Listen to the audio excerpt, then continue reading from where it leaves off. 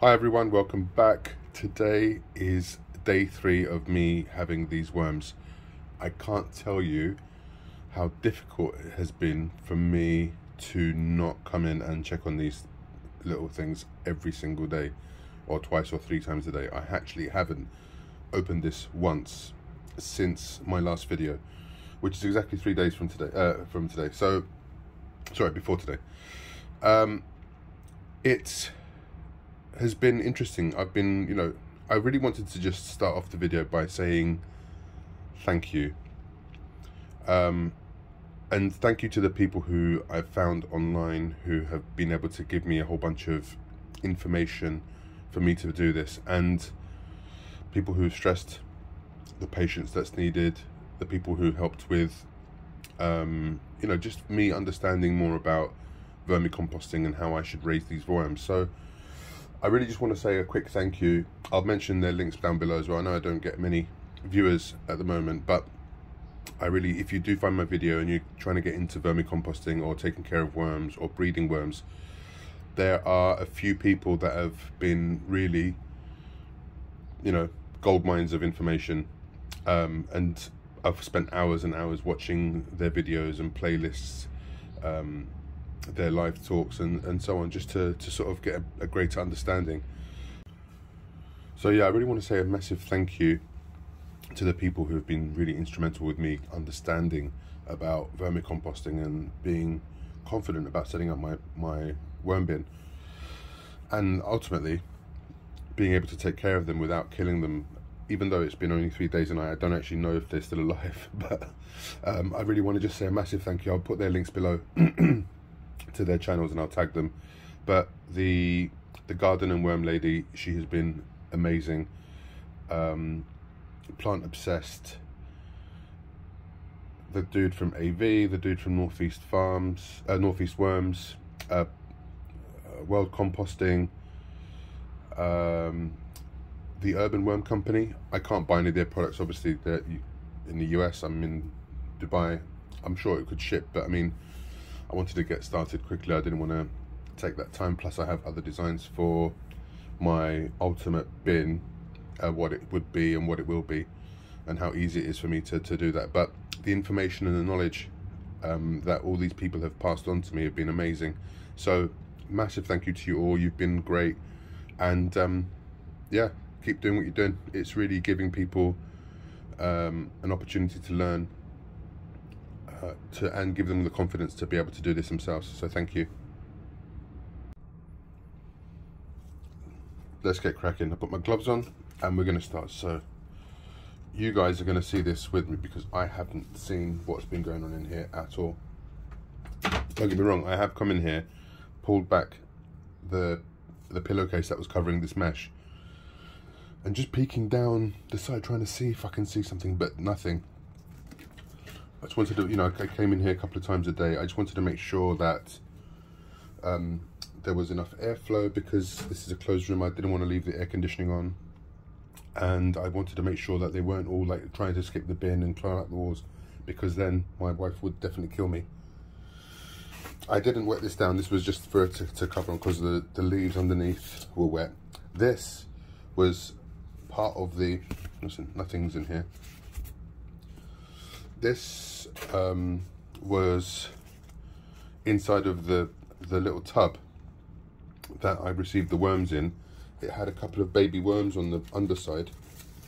So rather than trying to take them off, if you watched the end of the video, after I put the worms in here, I realized that I didn't check to see inside of the inside of the tub, and lo and behold, there were about half a dozen baby worms, because obviously I didn't know what to expect. I didn't realize there were so many baby worms as part of the 300 that I received. There's that piece of hair, I think. So this was the pumpkin that I put in. If you remember, I just drilled some holes in it. I don't know whether I should move some of this bedding first. Move these leaves and this. The moisture's still good. I was worried about the moisture level actually. What's that? Some screws. But yeah.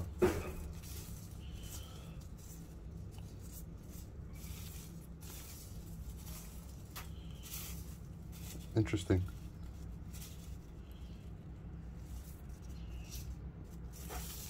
I want to sort of like move these away before I...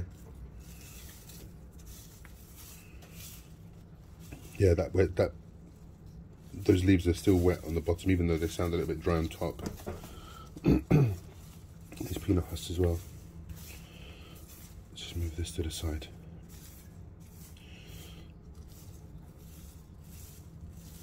So, no worms underneath the bedding, underneath these leaves, which is cool. So now for the big reveal. Let's take a look. Yes, go on. Get in there, boys.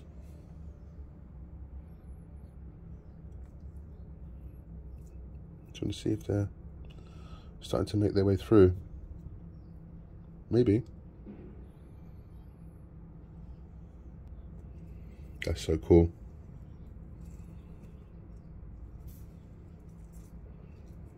Look. Let's just put you to the side for a second.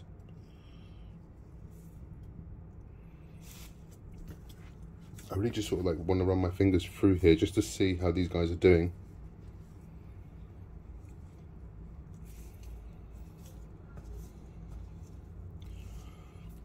They're there. There's some worms here.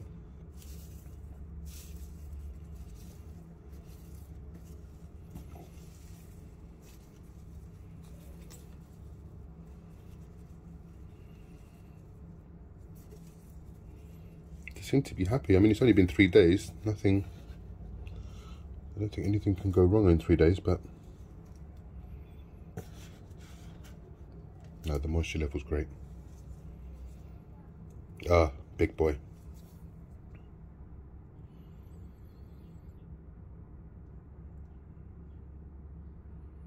So, that's cool.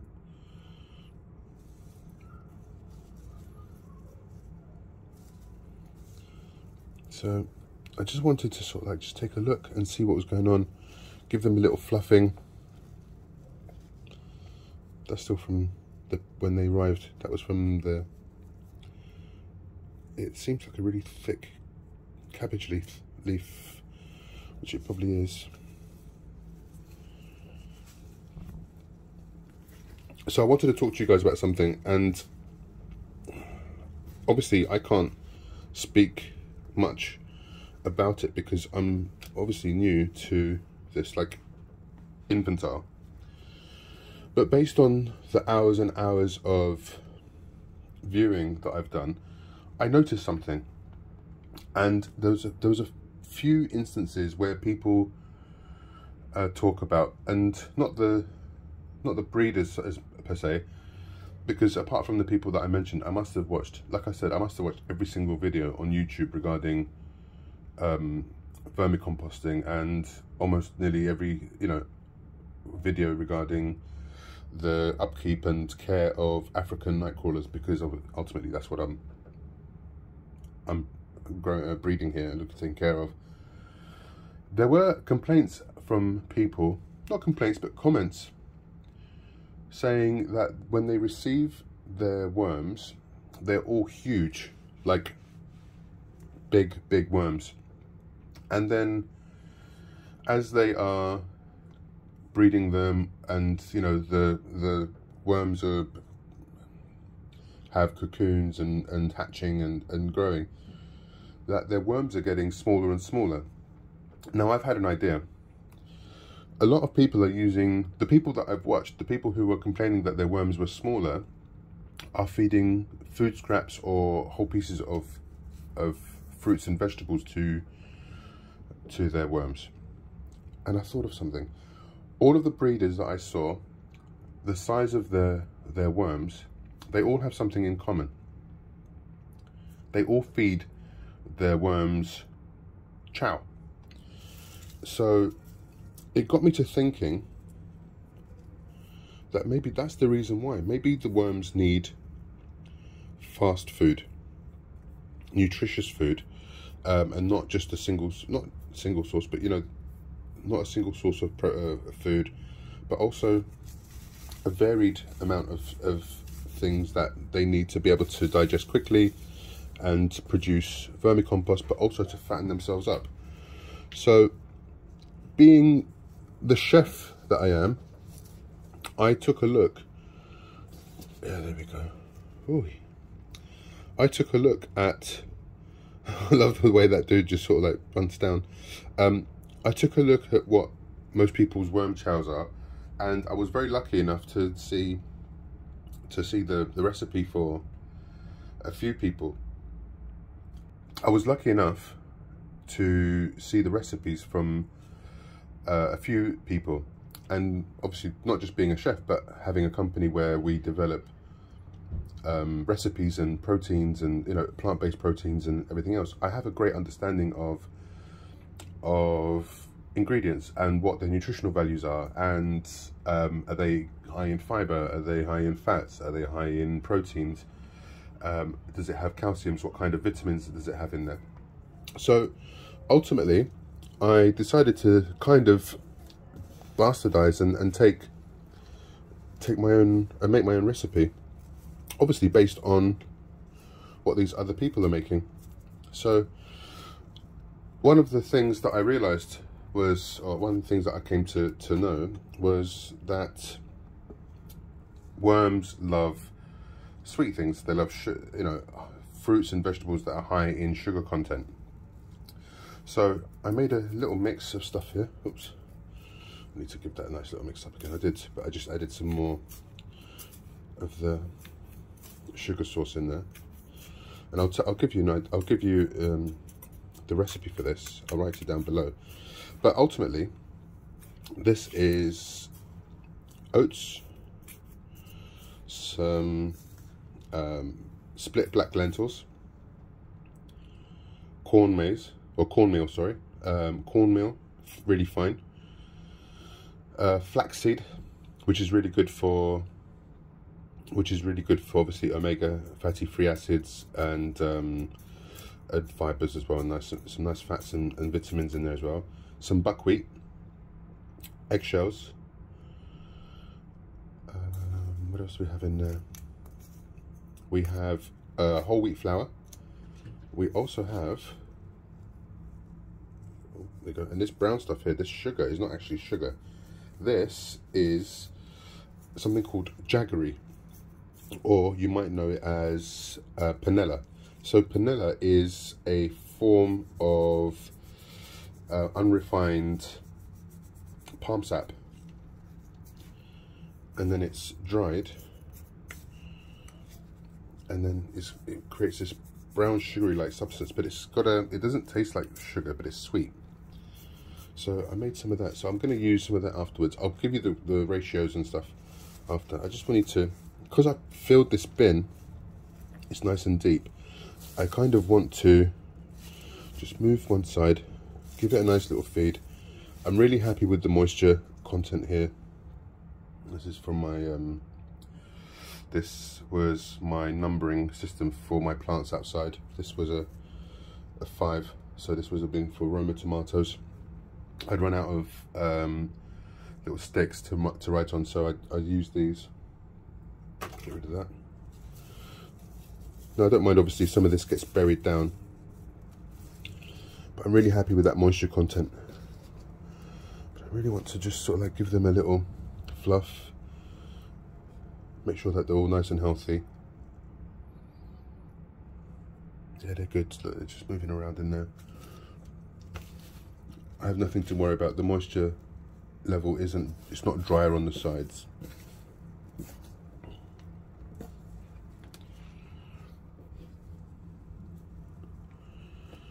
I am interested, now that I've decided that I'm only going to feed them chow, obviously I'm going to leave this pumpkin in here as a treat. I'm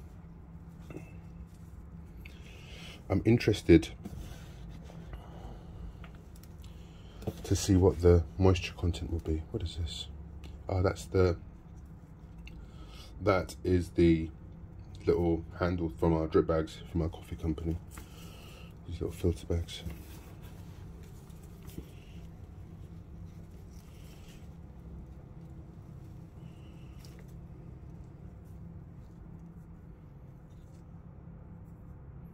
a little fella.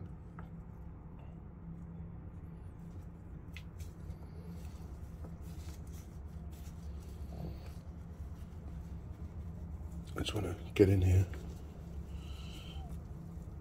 I'm trying to be as gentle as possible.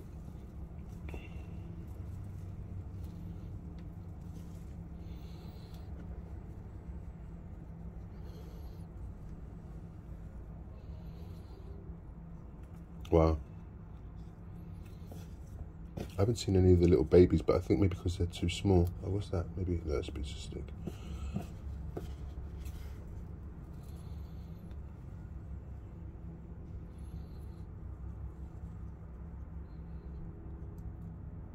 There we go.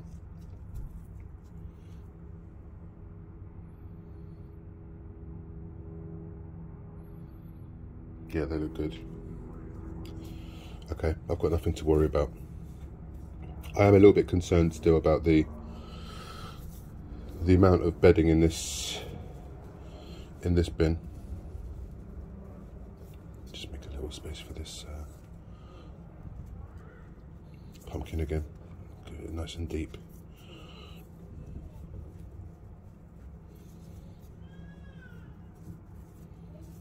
So what I'll do, I'll just give them some food. There are eggshells in here obviously as well, that's for grits. But I'll put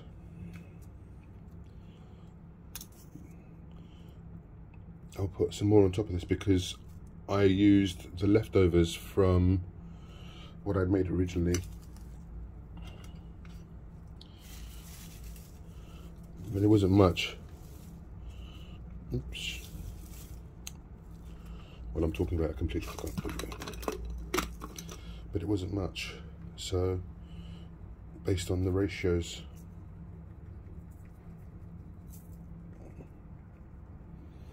I know that some of the food has come out of here. I can add it to the main sauce.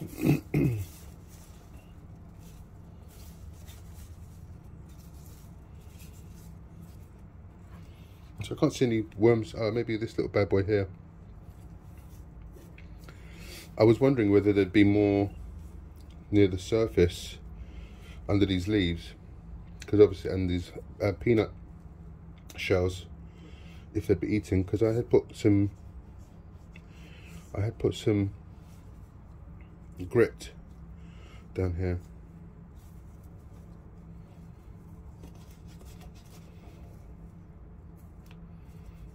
It's looking good. Look at these little babies here.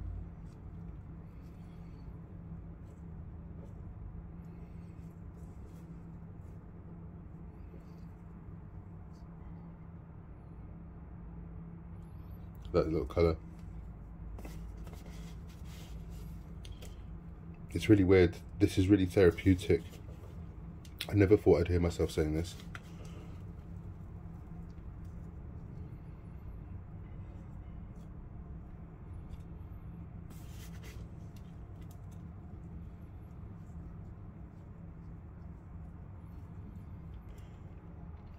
If you guys are interested to understand the nutrition or the nutritional value of the foods that I'm putting in into the chow, please let me know, and I'll make a video with the recipe.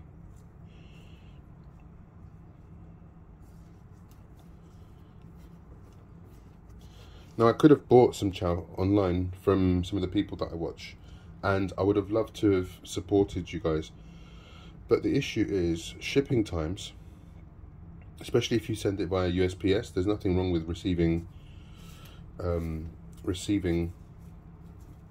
stuff from the US. I do it all the time, but it just takes forever. Like, I get my seeds for my garden from MI Gardener. They're awesome, by the way. The guy Luke there, he does loads of videos. It's very informative. And I purchase my seeds from them once a year, which reminds me I need to actually go online and do that. But it can take up to like 3 months. The last time I waited for ages, forever to receive my seeds, which is kind of a bummer. But at the same time, it doesn't really matter because our growing season here is very different from the months of June to August, it's 120 degrees Fahrenheit, which is, you know, sometimes 122, sometimes it's even higher.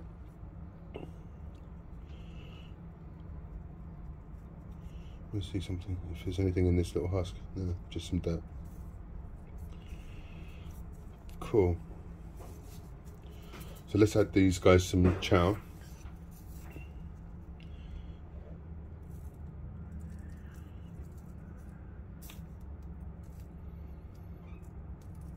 The other thing about using chow and not fruits and vegetables is going to be, I won't have to deal with things like fruit fly or gnats, and hopefully not too many other little critters. It'll be nice and clean, there won't be any smells. It'll keep the heat down in the bins.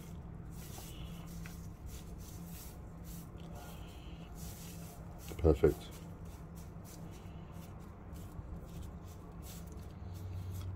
You know, I'm not, even though I'm a little bit obsessive about these little fellas, I'm not too worried, and I'll tell you why. It's been only 3 days. Patience is a virtue of which I have none, but I'm determined to let these guys get acclimatized to their new habitat. I know it's going to take some time for them to get into the swing of things, and I just have to learn to be patient with anything, you know, with all good things. It's not about doing it fast, it's about doing it right.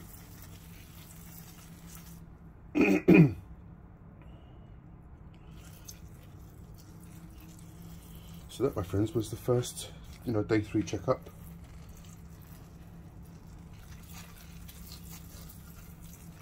Very happy with that. Very, very happy with that. So I'm not sure if I need to put that mesh on again, because this covers it quite well. What the hell? I was going to cut the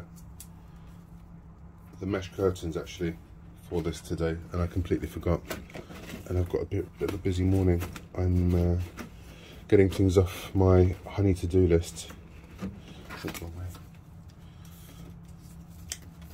Yeah, my honey-do list is quite vast at the moment, so I'm just making sure that I get all of those ticked off, which I have now. I've completely finished doing the subsurface irrigation and sown the seed for my lawn. As of yesterday, I cut and attached all of the bases for my wife's tables for her business.